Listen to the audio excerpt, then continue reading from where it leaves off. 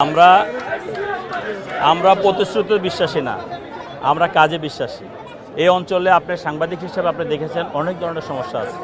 91 সনে যখন দেশটির বেগম খালেদা যে এলাকার এমপি হয়েছিলেন তখন যে উন্নয়ন হয়েছে তারপর আর কোনো উন্নয়ন হয়নি। এই 17 বছর মানুষকে তারা শোষণ করেছে, মানুষকে কোনো সেবা দেয়নি।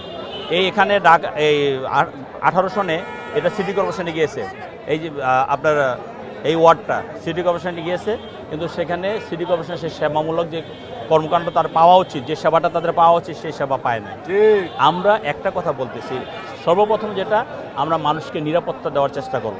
আমি একদিনে সেটা পারবো তা বলতেছি না, আমরা মানুষকে নিরাপত্তা দিব, মানুষের যে কল্যাণকর যে কাজে সেই কাজে আমরা সহযোগিতা করব। এবং এই যে বিগত দিনে যে সেবা থেকে তারা বঞ্চিত হয়েছে, বিগত সেবাগুলো আমরা তাদেরকে ফেরত দিতে পারবো না, কিন্তু আমরা আগামী থেকে যাতে সেবাটা যাতে প্রপারলি তারা পায় সেই ব্যবস্থা আমরা করব।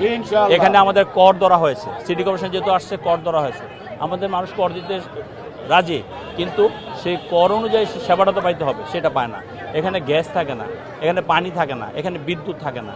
এই সেবামূলক প্রতিষ্ঠানগুলোর সাথে এক হয়ে সংস্থাগুলোর সাথে আলাপ আলোচনা করে আমরা একটি ভালো সেবা মানুষকে দিতে চাই, এটাই মানুষ চায়। এবং আমরা বিশ্বাস করি বিএনপির উপর মানুষের আস্থা আছে, দানের শিশুর উপর মানুষের আস্থা আছে। অতীতে যেভাবে ভোট দিয়ে নির্বাচিত করবার তারা সেবাটা পেয়েছে, তারা সেই আস্থায় রেখেছে আমাদেরকে যে এবারও ভোট দিলে আমাদের কাছ থেকে সেই সেবাটা পাবে।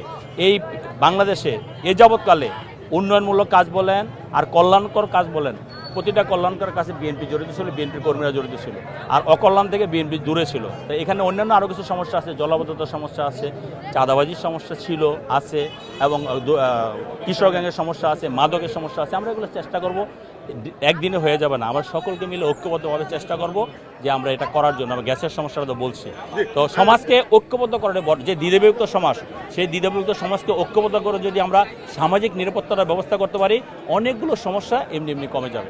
আমি আমার সন্তানকে যেমন ভালোবাসি, ঢাকা 18 সনের জনগণকে ভালোবাসি, তাদের জন্য জীবন দিতে প্রস্তুত। জীবন হলো তাদের সেবা আমরা নিশ্চিত করবো ইনশাআল্লাহ। নির্বাচনের পরিস্থিতি খুবই ভালো, জনগণের সাড়া খুবই ভালো, আপনি দেখতে পাচ্ছেন। এবং কে কার সাথে আসলো না আসলো সে ব্যাপারে আমি কথা বলবো না। আমার বক্তব্যটা হলো, আমরা যার সাথে প্রতিদ্বন্দ্বিতা করুক তাদের প্রতি আমাদের সম্মান আছে। আমরা সহাবস্থানে থেকে আমরা সে সম্মান রেখে জনগণের ভোট কাছে যাব। জনগণ যাকে ভোট দিবে, জনগণ যাকে যোগ্য মনে করে তাকে ভোট দিবে। জনগণ যাতে মনে করে যে যার মাধ্যমে কল্যাণ হবে তাকে জনগণ ভোট দিবে, সেখানে আমাদের কোনো বক্তব্য নেই। আমরা সবচেয়ে বিশ্বাস করি জনগণের সকল ক্ষমতার উৎস। নির্বাচনী আইন শৃঙ্খলা এখন পর্যন্ত অনেক ভালো, কোনো সমস্যা নাই। এবং আমরা ব্যক্তিগতভাবে নির্বাচনী সমস্ত আচরণবিধি মেনে চলছি। ইনশাল্লাহ আশা করি 12 তারিখে একটা ভালো, সুন্দর, সুষ্ঠু নির্বাচন হবে, যে নির্বাচনে জনগণ আমার ভোট আমি দিব, যাকে খুশি তাকে দিব, যোগ্য প্রার্থীকে ভোট দিব। এই যে স্লোগানটা, সেই স্লোগানটা আমরা ইনশাল্লাহ 12 তারিখে রাত্রে প্রমাণ পাবো তারা যোগ্য প্রার্থীকে বিজয়ী করেছে।